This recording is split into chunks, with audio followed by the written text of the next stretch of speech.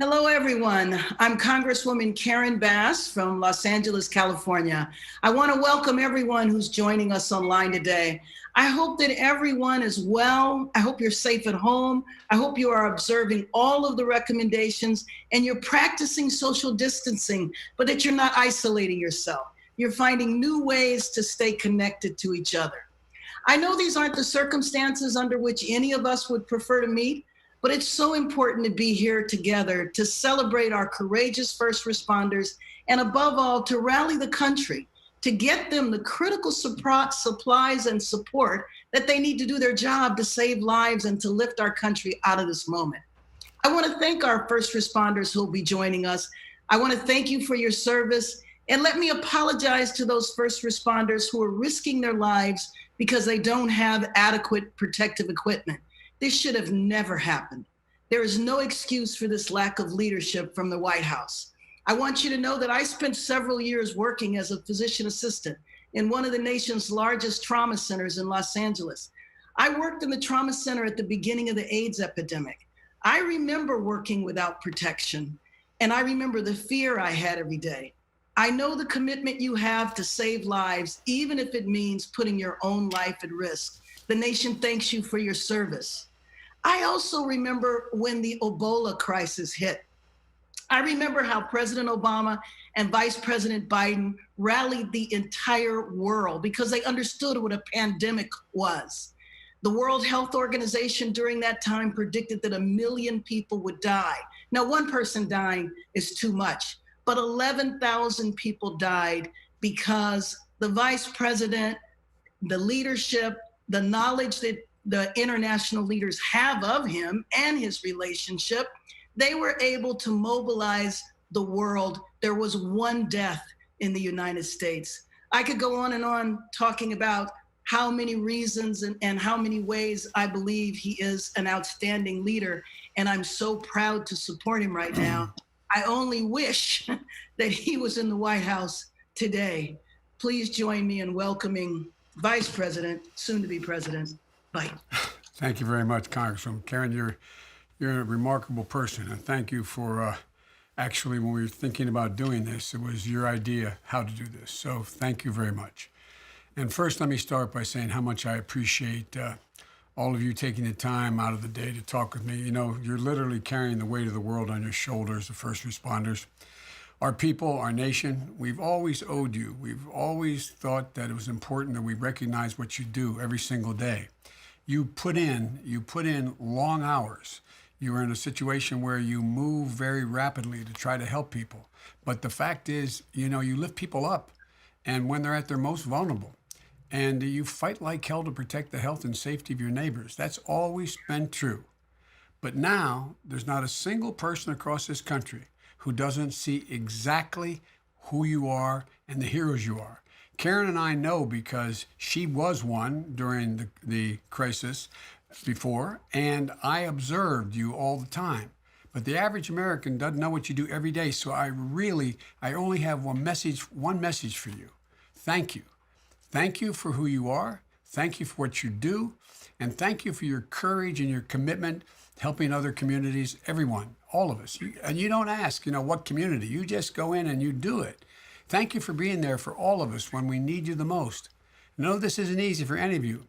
It's quite frankly frightening. It's a little scary. I know there are doctors and nurses and EMTs and firefighters everywhere who are also making tough decisions about whether or not to isolate themselves from their families, who are paying out of their own pockets for hotels to try to keep their loved ones safe, who are struggling to figure out how to care for the kids who are out of school, their kids, who are also pulling long shifts in the ER, are staying on duty in the firehouse, running double shifts, and they're taking pay cuts in order to make sure the support staffs can still be on duty. And you know, all of you are worried about maintaining your own health so you're able to care for others. But actually, you know, heroic really doesn't cover it. And I know that's basically who you all are. Every time I thank a cop, a firefighter, a nurse, and I've been a great consumer of healthcare, say thank you. So it's my job. Well, it's so much more than your job, what you're doing. You know, it's your part. It's part of your core to help. It's who you are. As I said, it's in your DNA. The rest of us know that we have to step up to as well. We have to have your backs by doing our part, by doing what we're doing here, by staying at home, by keeping our distance from other people, by washing our hands, by following all the CDC guidelines. I can't treat a coronavirus patient, but I can do what I'm supposed to do to make it less likely it spreads. I can stay home. I can make your job easier. I can follow the CDC rules. And you deserve to have the full support of our political leaders across the board. The House and the United States Senate have now passed a $2 trillion support package, providing critical relief for our people and some stability to our economic situation, including $100 billion for hard-hit hospitals and about $50 billion more to support public health and healthcare workers. That's critical support, and President Trump needs to make sure that we get that money out to you as quickly as possible. But we still need to do a lot more for our firefighters. You know, there's some money in the bill for equipment and supplies, but not as much as it should be for how much you're laying on the line. And I know that all of you are deeply concerned about whether or not you're going to have enough personal protective equipment to keep you safe while you're doing your job, whether you have enough ventilators to keep everyone who needs one, to help them, to save their lives. We owe you. We owe you that. Your government owes you that. And that's why myself and leaders all across the spectrum have repeatedly urged President Trump to use the Defense Production Act to get the PPE to everyone who needs it. We're already hearing terrible stories about doctors refusing and they're saying, I need help. I need help badly. And then going out and reusing some respirator masks over and over, storing them in paper bags in between patients. It's just not right. And apparently, the good news I just heard about 10 minutes ago, I say to the Congresswoman, is the president has just finally implemented the act, and he's ordered GM to make ventilators. That's a really good news. Now, we were suggesting you do that over a month ago. But the point is, he's done it, and I congratulate him for it. But now the president has used all the authorities available to help him make masks, gowns, and other PPE equipment available. And he has to do it today. On ventilators, they're reporting that the administration and the president were worried about buying or producing too many ventilators. If I can say, during World War II, there was a concern, not a concern about whether we had too many landing craft to liberate Europe. If we had them left over, that was fine. We didn't argue about, do we have too many? The question is, do we have enough? And you know better than me that's the wrong way to think about this. What do we need now? Let's not worry about too much. Too many is not a risk. Too few is a risk. So buy them, build them, and get them to the states now. And I know that you're all concerned that we still don't have enough tests, especially for those of you who are coming in direct contact with the virus on a daily basis. More tests are becoming available, but it's still not fast enough. And the only way we're going to get ahead of this disease is to find out where it is and where it's been. In recent days, there's been talk that we have to choose between public health and our economy. And so the president says, well, I don't think that's just a false choice. And it's a very dangerous way to state it. It would be catastrophic to reopen things around the country without a plan, and then have a spike in cases, shut it all back down again. To reopen, public health experts say we need first to bend that curve, deploy the widespread testing, have the ability to surge additional ventilators, protective gear to any new hospitals. That's the quickest, surest way of saving lives and getting our economy back on track.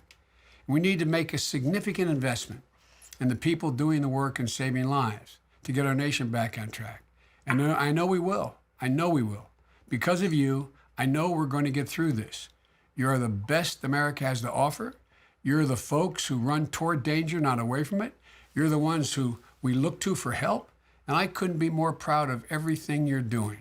So I want to hear from you now about what's on your minds and what you're looking forward to discussing and what you most need. But God bless you all. God bless you for what you're doing. I really mean it. It makes me proud to be an American watching what you all do in the face of this catastrophe we're facing. So I want to open it up, and Karen, it's all yours, however you want to proceed.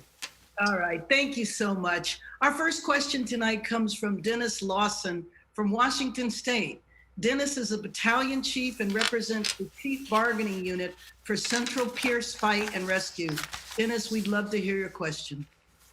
Thank you, Congresswoman.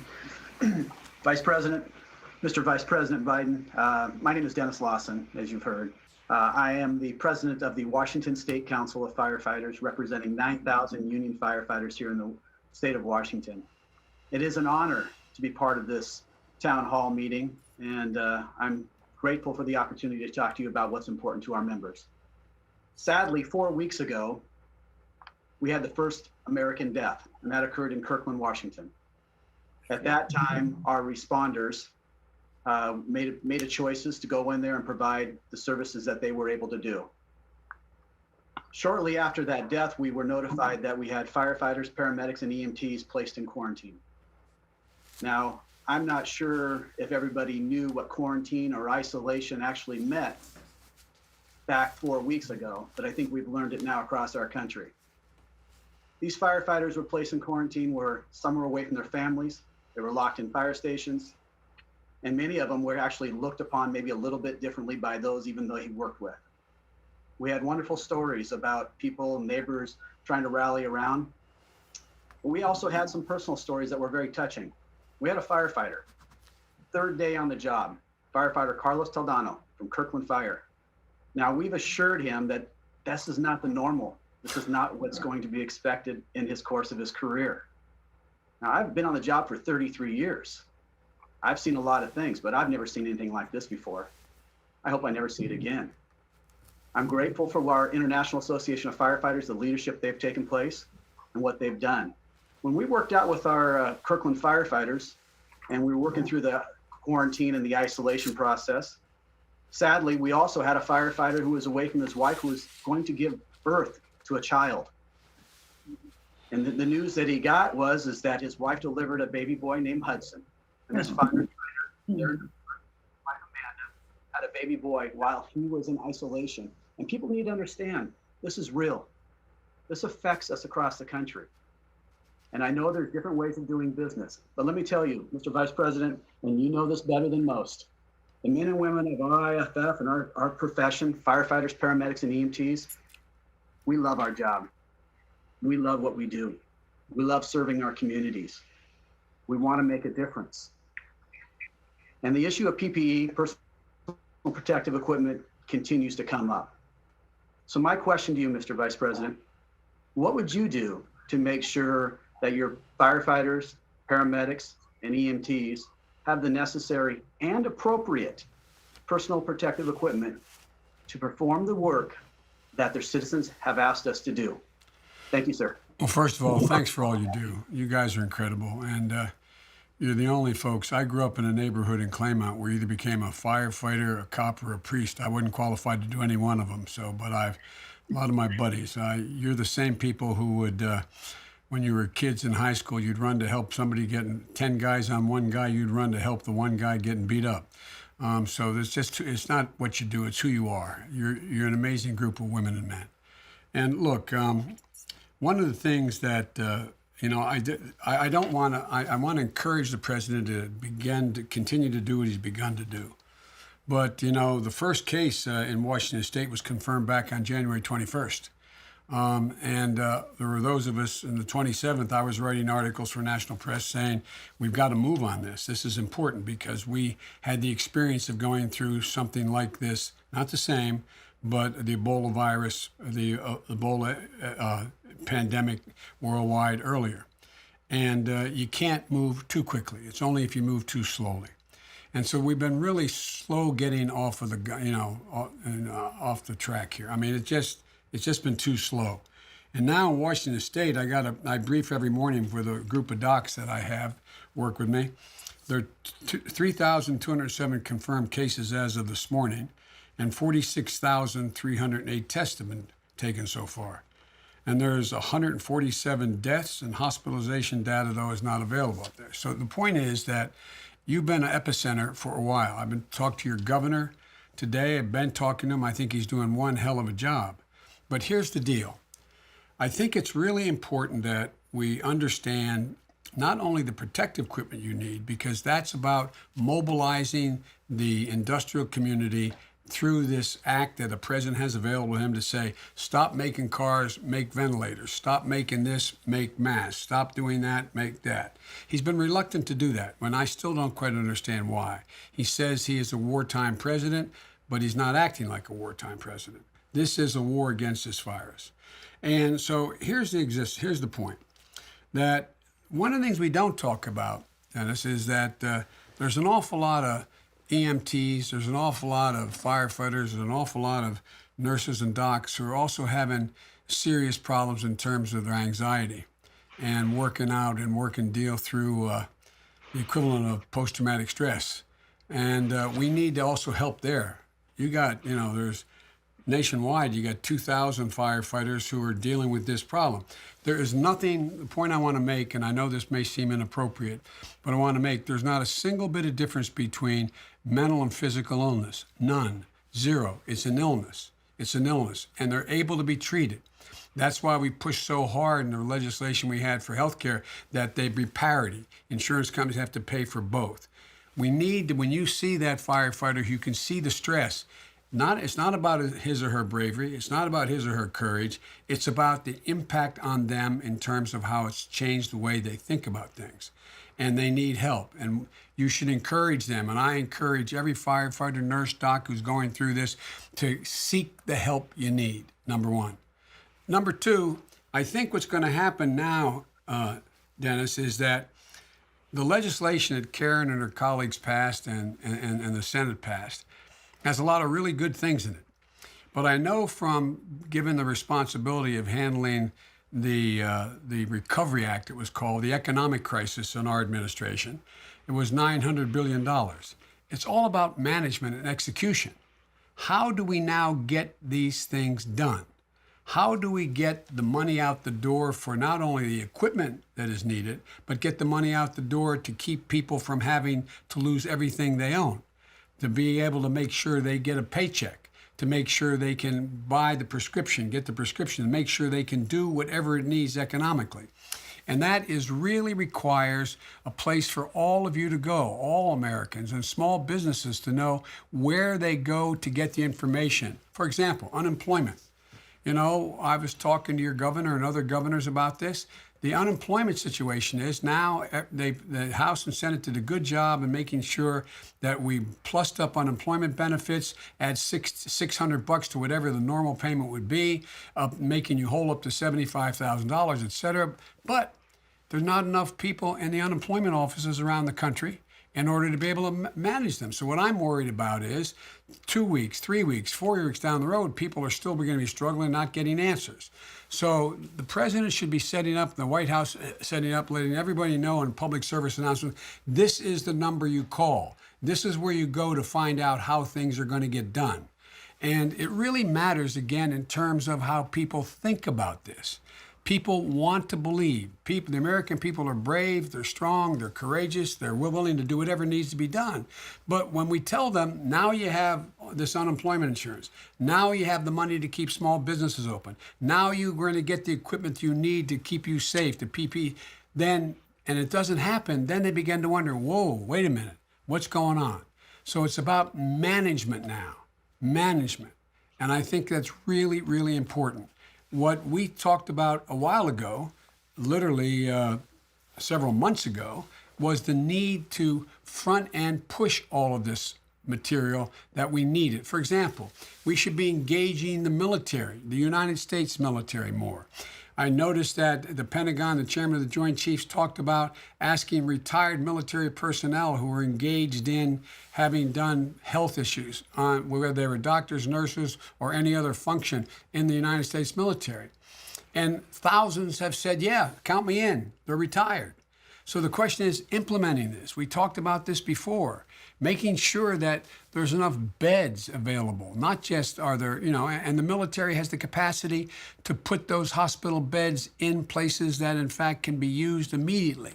And you know where it's going to be. You know where things are surging. Look what's happening in Louisiana. Look what's happening in New Jersey. It's not like you have to be a seer to know where it's going to happen. And so there's a lot of things, Dennis, we can do. I'm hopeful that the administration is going to have really good management folks in place to implement what has been passed. But we have to move on it quickly. And again, remember, look out for those women and guys you work with who, in fact, are just a little concerned. You worry a little bit about their state of their emotional state, because it's normal. It's normal, and we got to get them help too. Thank you very much, Mr. Vice President. And Dennis is also, I didn't mention earlier, he's the president of the chapter of the International Association of Firefighters for the state of Washington. I know. Our next question is from Michelle Thoman from Ohio. Michelle works as a nurse at the University of Cincinnati Medical Center on the ear, nose, and throat floor and the specialty surgery floor.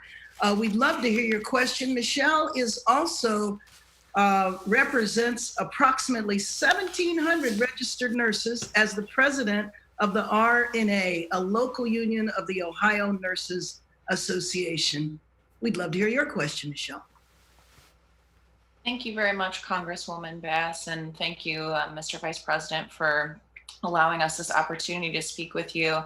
As Congresswoman said, I am the president of my local nurses union, which is affiliated with the Ohio Nurses Association and the American Federation of Teachers.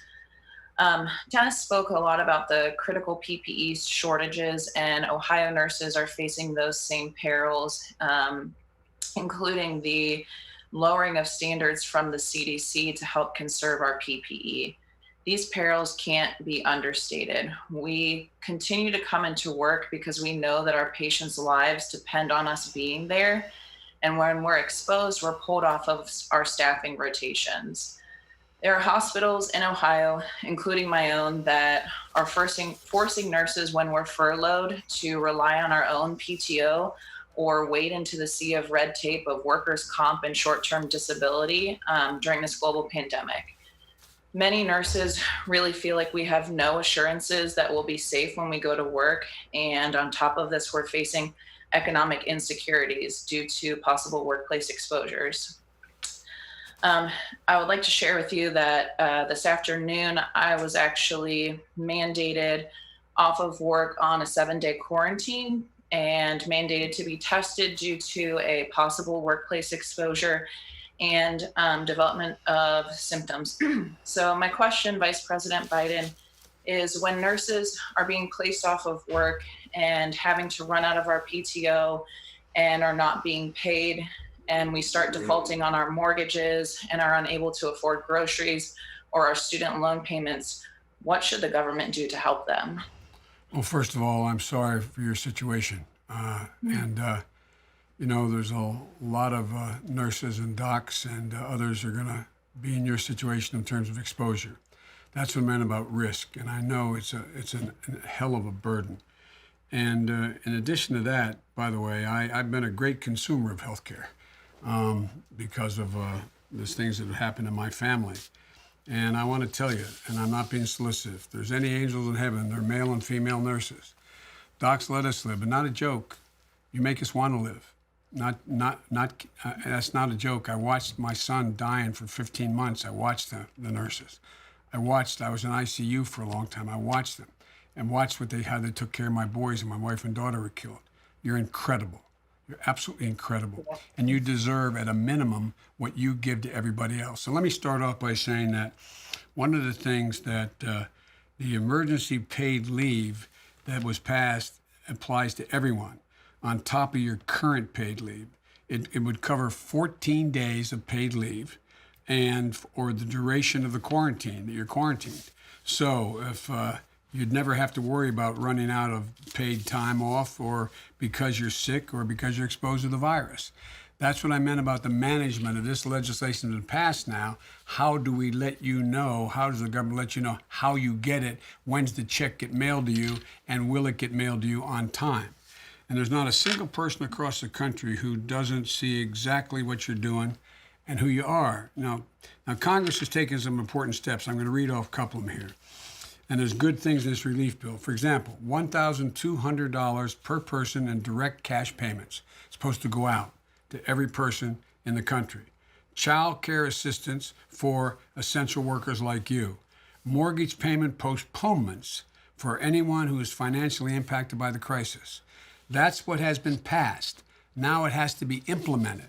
So I don't think if you have any difficulty, not a joke, anybody moving on your mortgage or any of that, pick up the phone and call me. They'll let you know how to get through. No, I really mean this. Not a joke. I will.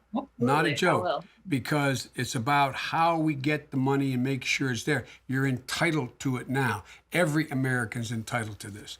But there's a lot more. For example, I think there's more we're going to have to do as we go down the line here. But we're going to, for example, additional checks to families should be conditions should be required. But I think there's a minimum of. Anyway, I won't go into all that. Let me just deal with your specific. You should have never been put in this position in the first place. You should have had the equipment, number one. Now that you have been put in this equipment, we should at minimum take care of the financial burdens that are imposed on you as a consequence of what you're doing, what you've done for others, and what needs to be done. So I promise you, that was the commitment the legislation made. That's the commitment you'll get. And if you don't get it, you let me know and let any of the nurses. By the AFT is a great outfit that you all belong to. You represent thousands and thousands of people who are out there every day. And so I've been working with your national president as well to make sure that everybody understands that you are entitled. Entitled. It's not a gift. You're entitled to what has just been passed. And that, again, $1,200. Do you have children? I do not. Okay. No. Well, you get $1,200 direct cash payment and mortgage payment or rental postponement as long as you need in order to get the money you need to be able to do that.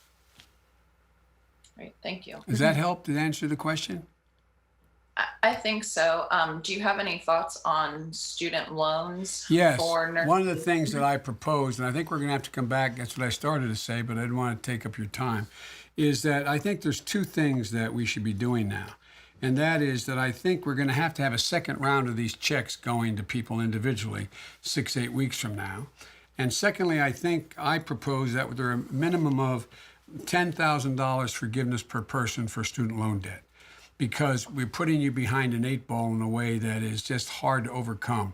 As a millennial, you've just been burdened with all of this, having to deal with the economic crisis that occurred to begin with back in '08, and then watching everybody get put behind the 8-ball.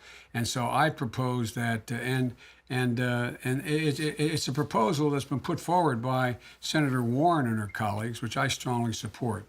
And we need to have additional fiscal relief to states so their workers and communities can get the help they need. So the states, there's a thing that I know I'm going to sound like a wonk here, but the federal budget can run in a deficit in order to be able to deal with emergencies like this, like war and pandemics and the like. But the states can't have a deficit. So what's happening is now that taxes have been postponed to be collected until the summer, a lot of states have their tax revenue come off of the federal revenue and when that's filed and the like. And so everything's going to be backed up. States are going to be in trouble. And so that's why we got to rush this money to the states so they can maintain the commitments they've made in order to deal with the virus as well as in order to deal with the economic needs you have. Thank you, Mr. Vice President. Our next question comes from Angela Pinnell. She is one of the viewers watching us live. Angela Pinnell McDermott. She wants to know, how can we get ventilators? Well, the way we can get ventilators, and we're going to get them now apparently, is the way you get them is you got to produce them. And there's three things, or get them from other venues like some of the military facilities we have that they have more than they need right now. They'd have to be replaced. But what's happening now is the president has finally done what some of us have recommended for some time. He's gone to General Motors and say, stop making automobiles and make ventilators. You have the capacity to make the ventilators. And, you have the governor of New York talking about the need for 30,000 ventilators, and the president saying, but there's an overwhelming need, and the need's going to increase before it gets reduced. That's the way to do it as rapidly as we can, and then get them. Here's the other part. It's how you manage getting the produced ventilators to the places that are needed. They should go based on where the greatest need is. But in addition to that, I think we should also be having the military and the National Guard building hospital tents and hospital facilities, whether they're in hotels or in convention centers, wherever they are, because you know the hospitals are running out of room. They're running out of ICU units. And if you live in a rural area, there's not that many ICU units to begin with. So we've got to be building these ICU units, and they have to be done quickly, and they have to be done, and they can be done by the military. Thank you very much. Our next question is from Tony White. Tony White is a emergency medical technician in Washington, D.C. He is a member of the International Association of Firefighters. Thank you, White? Congresswoman. Hey, Tony. Vice President Biden, first off, I just want to thank you for taking this time out of your busy schedule to sit down and talk with us. It's really greatly appreciated. Just to introduce myself, my name is Tony White. I am a DC resident, born and raised. I am a husband and a father of 3 unbelievable children, ages 3, 8, and 14. For the last 12 years, I've been a DC firefighter and a member of IFF Local 36. I just want to give you a sample of exactly how it is at the front line for the first responders here in DC. DC is a densely populated city, as you know. And because of that, the calls that we run, we are definitely going to come in contact with individuals who are exposed or who will ultimately become positive. And we usually don't really know that until we're in the patient's home, talking to them face to face, and they're letting us know the symptoms they're having or their loved one just traveled overseas in the last 2 weeks. And that's when the mental burden kicks in. Yep. Right. Our leadership has done a great job in preparing us to let us know what exactly to do in these situations, but that really does not relieve the mental stress. Once that one exposure runs risk for the whole department, because I most likely will take that exposure back to my firehouse where there are 4 to 13 other individuals and possibly expose them. Right now in DC, we have approximately 120 members being quarantined for possible exposure, and 12 members have tested positive for COVID-19. Additionally, we all have families. So if I'm being quarantined, then I am possibly exposing my family members to this, because not everyone has the resources to put themselves up in a hotel or stay away from their families. Now, Vice President, we absolutely understand the inherent risk that comes with our jobs, and we do it gladly. We run to the front lines every time, doing what we have to do, what we've signed up to do. But I think it would give us peace to know that if something were to happen to us, that we would be taken care of equally. So that leads into my question. What is your opinion on prioritizing testing for first responders who have been exposed to COVID-19 so that we can get back out into the field doing our job, but also to give ourselves a peace of mind that we are not exposing our loved ones and, the citizens that we serve to this virus? Well, first of all, to state the obvious, Tony, thank you, pal. And, I've had this discussion with the president of your international and the vice president as well. And here's the deal. The fact that you're going without having access to the tests immediately seems to me to be absolutely not only unfair, but it makes no sense for the public health overall. And so we've seen stories like you of first responders being quarantined rather than being tested. You should be able to get the test right away. Right now, we're rationing these tests. There should be a priority for it. The priority should go to you all, nurses, docs, the first responders. They're the ones who should be able to get the test and get them right away.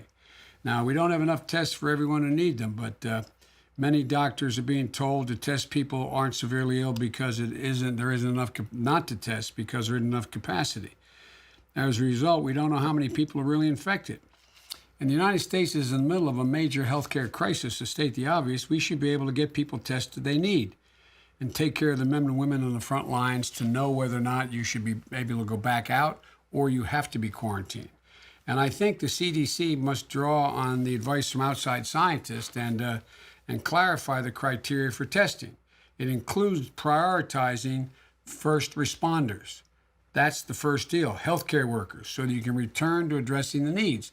You know what every morning I spend between 40 minutes and an hour on the phone with a group of leading experts, former heads of the CDC and the real serious experts. And what they worry the most is that there's not going to be enough docs and nurses and first responders be able to respond. And so that's where the priority should go. It should go to the first responders, from the doc working with the patient, to the nurse, to all of you. And to me, it's sidelining nurses and first responders is just, to me, is bad for everybody. And so the number one priority should be to go to first responders and healthcare workers, period. Everything flows from that. But that takes me back to why we don't have more of these tests already. What are we doing? Why is it taking so long? What have we not done that we could have done? And rather than talk about what we could have done, just look back at what we didn't do and figure, okay, we're not going to do that again. We're going to get it right now. And there's been a real reluctance to, to level with the American people exactly what we didn't do. Because if you say we didn't do, or what we're going to do now, without saying what we didn't do, they're going to say, well, why didn't you do it before? Well, let's just get it done.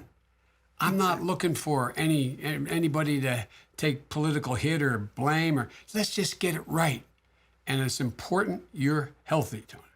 It's important you're healthy, and all your colleagues are, in order to save my family and other families like mine. Thank you. Well, our final question is from Trung Lee, who is calling in from Connecticut. Trung Lee is a registered nurse at the University Health Center and attends graduate school for adult gerontology and primary care advanced practice nursing. Trung, we'd love to hear your question. Thank you, Senator. Thank you for having me, Vice President Biden. Thank you, I appreciate Trung. your time. So like the Senator said, I am a nurse. I have a background in biochemical and cellular research and have switched careers to nursing. I have over 10 years experience. I used to be an ICU nurse and currently work on a step-down unit. My wife is also a nurse and she works in the ICU. So between the two of us, we see plenty of rule out and positive COVID patients.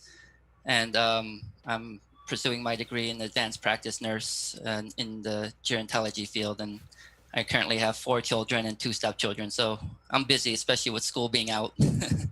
But an issue that we have is because my wife and I are both nurses on the front lines, our hospital, we're needed there. And with childcare, you know, we're kind of waiting for that hit, that big hit to come. New York is getting hit now, and it's starting to filter up in Connecticut. At my hospital, the rate of infection is growing exponentially, and we expect within the next week, the New York population will hit our hospital. So when the hospital starts to mandate us, and we're both having to be at the hospital, you know, we worry who's going to take care of our children. We can't drop them off at grandma because of she's at high risk, and other brothers and sisters have their own children to take care of. And so, you know, we're kind of in a bind. You know, what's the hospital going to do to our jobs if we don't show up for work because one of us has to stay home and watch the children? But leading into my question, you know, this pandemic has many consequences, many known and unknown. As a healthcare worker on the front lines, we're facing this crisis in real time. And like our vets, you know, PTSD is real.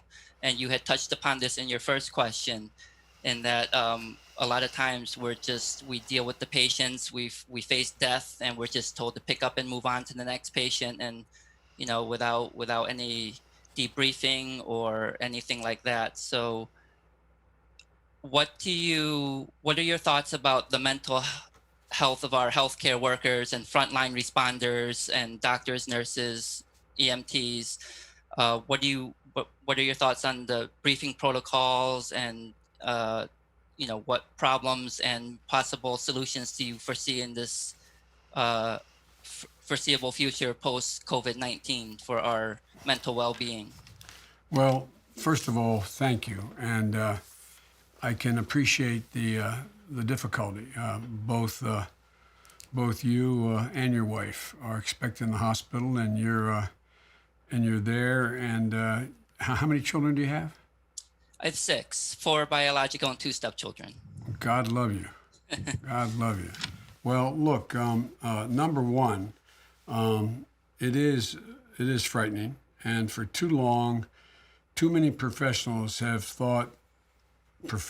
should say, have thought that mental health was less important than physical health, and they're not distinguishable in my view. And especially with docs and nurses and first responders, you're all kind of trained. You're not going to show any weakness. And somehow you think if someone is suffering from PTSD or having mental health and anxiety problems, that is somehow you're not supposed to let anybody know, even though you're professionals. The truth is we have to provide more mental health facilities and capacity for all of you that in fact need it. And it should be funded, and it should be funded now and paid for, and it will be paid for. But the point is, first of all, we got to get over the stigma of saying, hey, I need help, number one. Number two, if you think about, the truth is we're facing 2 crises. One is the public health crisis, and the other is the economic crisis. You referenced the economic crisis. If in fact one of you will have to stay home and take care of the kids, then you may lose your job or lose your pay at the hospital you work at, number one. And number two, they will lose a significant resource. So one of the things that should be paid for, and we should make it permanent, by the way, is for paid leave and child health care, to take child care. Now, the hard part is getting the child care now. So if in fact you have to get home, one of you, it should be, they passed paid leave. You would get paid for being home if you have to be home for a reason relating to, in this case, a crisis, and your children need the supervision and someone has to be home. And so again, that's a matter of how in fact they implement the legislation that just got passed. That paid leave is part of that. And also, it's especially important that we make sure that, as I said, the mental health facilities, we should be providing significantly more help, and it hasn't been there now yet, for mental health, so that you have a place to go within your own hospital to seek the kind of assistance that you need from professionals, from professional mental health personnel, to be able to get the kind of help that you need. And it's overwhelming the interest, and you should not be in a position to have to pay for that mental health. You need to be able to be covered and make sure it is covered. So look, we worked really hard in our administration to try to make parity between mental health and physical health, because to me, there's no distinction. It is an illness, whether it's an illness of the brain or an illness, you break your arm. It doesn't matter. Your emotional system has great consequences under significant pressure.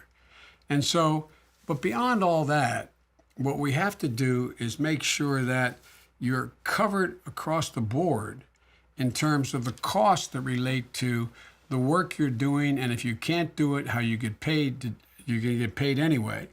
And whatever additional outside help you need, if you can find it and able to do it under the CDC guidelines, that in fact you're able to get it and it gets paid for. And it relates to to childcare.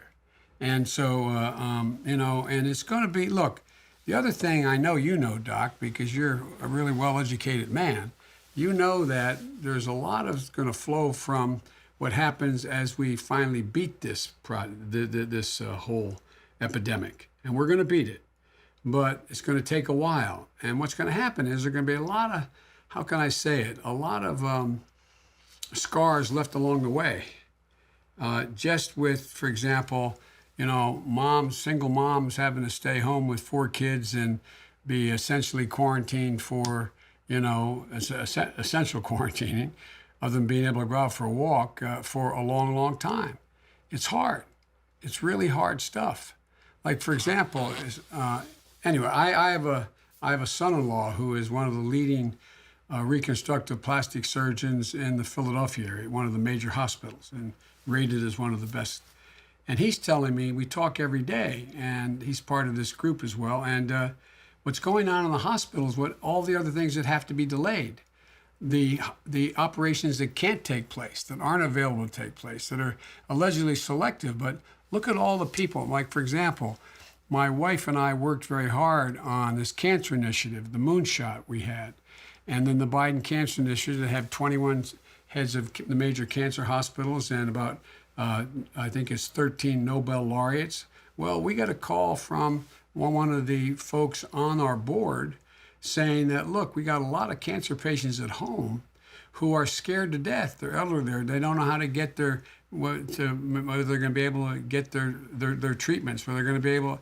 And so we're starting a program, Jill's starting a program, and just picking up the phone and calling people and saying, tell me what your problem, okay, and just going by, stand outside a window and saying, hi, it's going to be okay, let people know.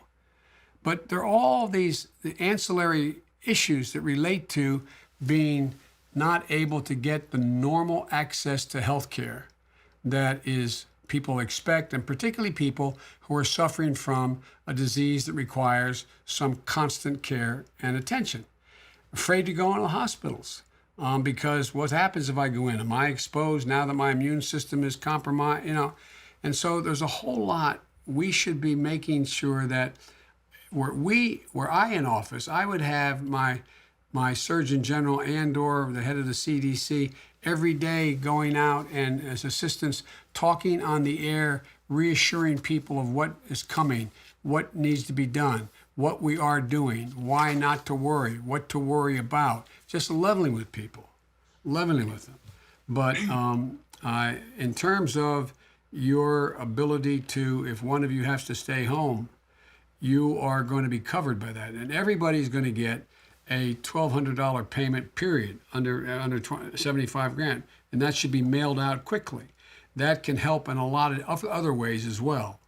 So, but I wish I had a clear answer for you and exactly what I could guarantee. We'd be in a much better situation had we had all the protective gear, all the testing equipment that in fact we should have had, we lined up to get, and we never got. They never moved forward on it. And so, but again, doctor, thank you, and thank your wife. I'm sorry. But by the way, you know what I noticed?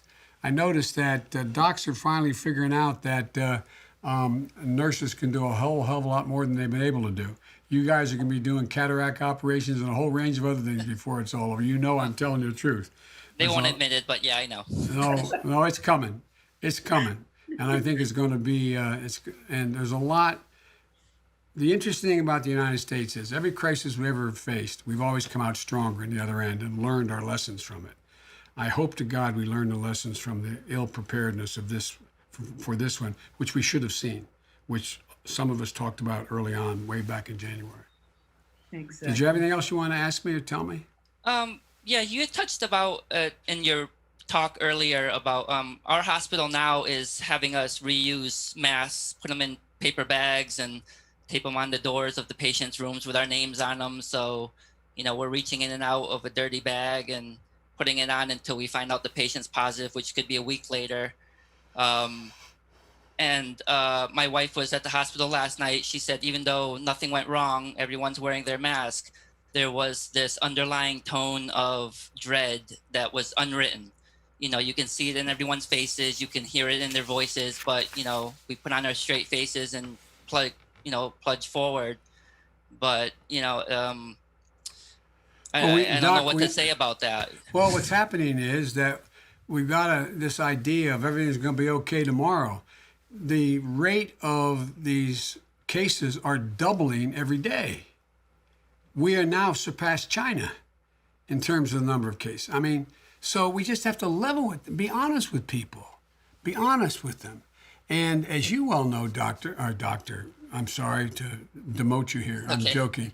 As you well know, Trung, we're in a situation where I think it's really important that people understand that there is a great deal that can be done, but it can't be done until things aren't going to change significantly, until that curve begins to level off, and we're, instead of having this upward trajectory of cases and deaths. And we know, for example, now where the new epicenters are going to occur. One's occurring in Louisiana right now, New Jersey. We see, I mean, it's not, you don't have to be a soothsayer to figure it out. And we should be rushing material there, from everything from IC units to hospital beds to equipment. And again, a lot of it has to do with what the president, thankfully, has now acknowledged and taken the wartime powers he had to be able to insist that a corporation stop doing something they were doing and go ahead and do something that's needed badly, like supplying respirators.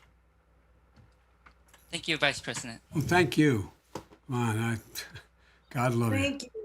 Well, let me just thank all of our first responders again for what you do on a daily basis, saving lives, risking your own lives, and protecting the American people. And I just want to say, as a member of Congress, I'm going to do everything I can to make sure, because I know we're going to have another package, and to make sure that we are able to provide for you adequately.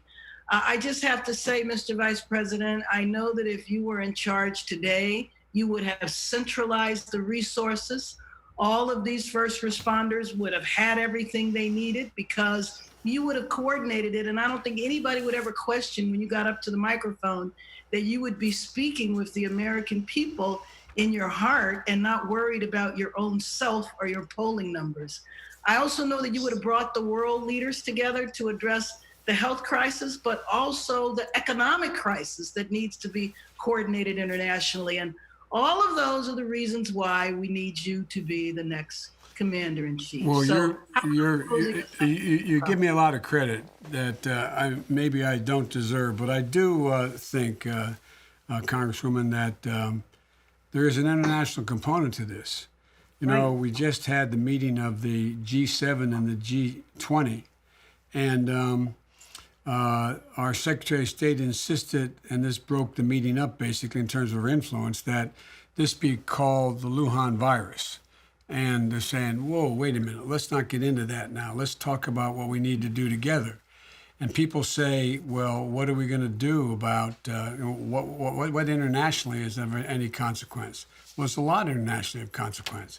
For example, the experts are already saying that once we get this under control, there's still going to be nations around the world that don't have it under control. Right. And so we're going to be in a position we're going to have to make sure that travel to those countries to and from can occur. But we should be also figuring out how we get and rush to them, like we did in the Ebola crisis to Africa, how we keep it from spreading there, because it ultimately comes home. Right. We're doing ourselves a favor. But that doesn't seem to be the top of the list right now. But God willing, the president is going to come around on a lot of this stuff now that you've passed the package. But it really is going to all be about management. We're going to see about whether or not the administration knows how to manage what is difficult, I admit, but to manage all the help that you all have just voted. So, and look, I want to thank everybody for taking the time to log in today and join us. And I want to tell you all that to know that I'm here, the Congresswoman is here for all of you. If there's anything you need, any help we can get. If there's any message I want to get out to the American people, if there's anything more that we can do to support you and your families, you got to let us know. And this is one of the vehicles to do it. This pandemic lays bare how important it is that we have experienced leadership and listen to the experts, follow the science, and know how to manage crises. And right now, this in this moment is all about so much more than politics. It's about who we are as a people. And I've always said that it's never been a good bet to bet against the American people. There's nothing we can't do when we do it together. We work together. And we're going to come through this crisis just like we've come through every critical moment in our history. All across this country, Karen, I think you would agree with me, we're seeing people come together by staying apart. We're seeing people step up to help their neighbors.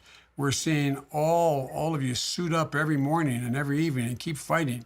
And, you have the support and thanks of a grateful nation for what you've done. And thank you all for taking the time and for all the efforts that you're undergoing.